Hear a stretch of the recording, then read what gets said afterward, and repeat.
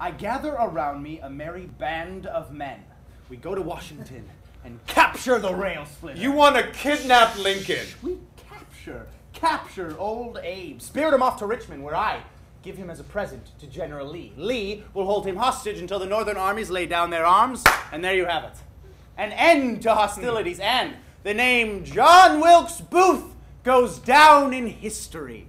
The play is about the brothers Booth, Edwin Booth and John Wilkes Booth, who were the rock star actors of their day in the mid to late 1800s. John Wilkes Booth is usually thought of only as the man who assassinated President Lincoln, but what people don't know is the history behind him and his brother Edwin, and they were the actors of their day. We know that Edwin knew that John, his brother, had tried to kidnap the president several times and didn't do anything about it. What was that about? What was Edwin really thinking? Why didn't he stop him? He didn't take him seriously. And then there's a false jealousy that develops from Edwin, who thinks that his brother is having an affair with his wife, which he's not.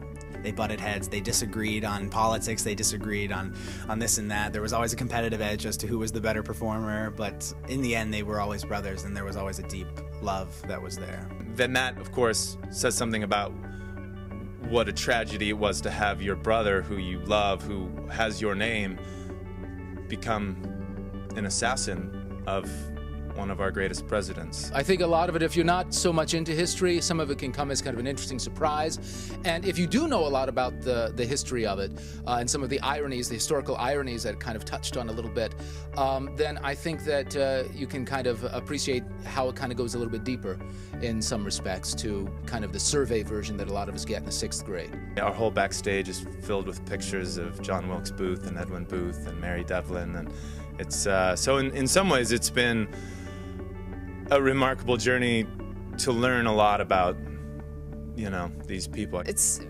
very different than researching somebody from this day and age, because she wrote letters and they were beautifully written. Everything was poetry, and the way she wrote, and so it was more like reading like a novel than it was like researching. You never thought that a play about assassinating the president, giving away the ending, would be this much fun. And with just the way that we sort of work together and play together and prepare together backstage and everything, it's just been, I think, a joy. The costumes are beautiful, the scenery is beautiful, the film and the sounds, you just get to enter into more than just watching. You enter into an experience. I watch the audiences, and there's quiet.